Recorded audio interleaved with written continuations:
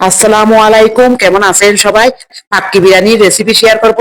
এভাবে খুব সহজে ঘরোয়া উপকরণে পাক্কি বিরিয়ানি বানিয়ে আপনারা পরিবারের সাথে সার্ভ করতে পারবেন, খেতে দারুণ লাগবে।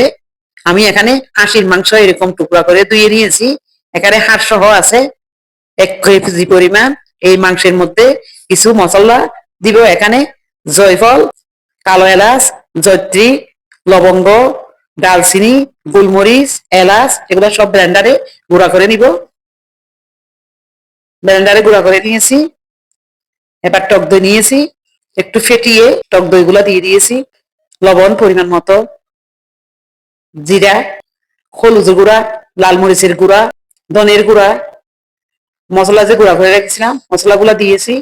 এবার দিয়ে দিচ্ছি কাঠবাদাম বাটা, আপনারা চাইলে চিনা বাদামও দিতে পারেন। রসুন বাটা, আদা বাটা 1 টেবিল চামচ করে দিয়েছি। পেঁয়াজ কুচি। এবার হাত দিয়ে মেখে নিব।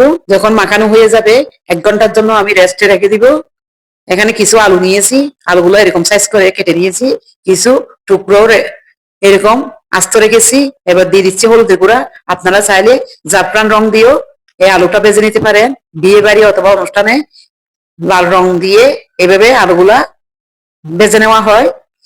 আমি কিছু জাফরান এখানে দুধের মধ্যে দিয়ে দিচ্ছি। এগুলো পরবর্তীতে আমি ব্যবহার করব। এবার একটা পাত্রের মধ্যে রান্নার রেগুলার তেল দিয়েছি। আলুগুলো আমি প্রথমে বেছে নিব। একটু লবণ, হালকা করে ভেজে নিচ্ছি। এবার দিয়েছি পেঁয়াজের কুচি। পেঁয়াজ যখন এরকম বেরেস্তা হয়ে যাবে, অর্ধেক পেঁয়াজ উঠিয়ে নিব। এটা পরবর্তীতে ব্যবহার করব। মাংস যে আমি ম্যারিনেট করে রেখেছিলাম মাংসগুলো আমি দিয়ে দিয়েছি। একটু কষিয়ে নিব।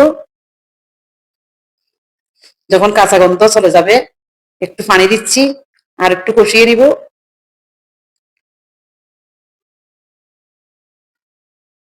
এখানে আমি চিনি গুঁড়া চাল 10 মিনিট ভিজিয়ে রেখেছি। 3টা তেজপাতা। এখানে কোনো পানি দিব না, এই পানির মধ্যে মাংসগুলো সিদ্ধ হয়ে যাবে। আলুগুলো আমি দিয়েছি। এবার একটা পাত্রের মধ্যে পানি দিয়ে জিরা দিয়েছি, তেজপাতা, লবণ। এবার চালগুলো ধুয়ে আমি পানির মধ্যে দিয়েছি। ভাতগুলো আমি সিদ্ধ করে নিব। এখানে এদিকে মাংসগুলো আমার হয়ে গিয়েছে, ভাতগুলো আমার 80% সিদ্ধ হয়ে গেছে। এই অবস্থায় আমি পানি ছেঁকে নিব।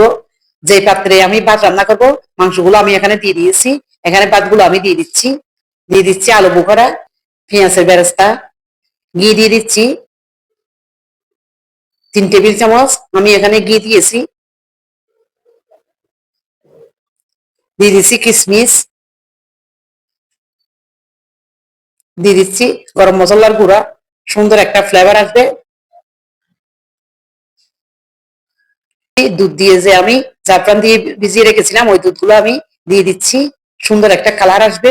দিয়ে দিচ্ছি আবার ভাতগুলা। এবার দিয়ে দিচ্ছি কিছু কাঁচামরিচ, পেঁয়াজের বেরেস্তা,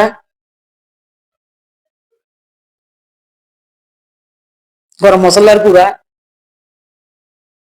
কিশমিশ। এবার ঘি দিয়ে দিচ্ছি। এবার দুধ ভিজিয়ে রেখেছিলাম এখানে উপরে আবার দিয়ে দিচ্ছি একটু গোলাপ জল।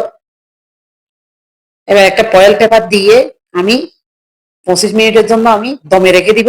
25 মিনিট হয়ে গিয়েছে, ভাতগুলো আমার হয়ে গিয়েছে। দেখুন কতটা সুন্দর হয়েছে। এভাবে খুব সহজে আপনারা রান্না করে পরিবার সাথে সার্ভ করতে পারবেন, খেতে অসাধারণ হয়। এবার আমি নামিয়ে একটা প্লেটের মধ্যে নিয়ে নিচ্ছি। এভাবে খুব সহজে আপনারা এইভাবে পাক্কি বিরিয়ানি বানিয়ে পরিবার সাথে সার্ভ করতে পারবেন। আশা করি সবার ভালো লাগবে, খেতেও দারুণ হয়। আমি একটা মাংস এভাবে ছিঁড়ে দেখাচ্ছি, কতটা সফট জুসি। আলু এভাবে ভেঙে গেছে। সবাই ভালো থাকবেন, আল্লাহ হাফিজ।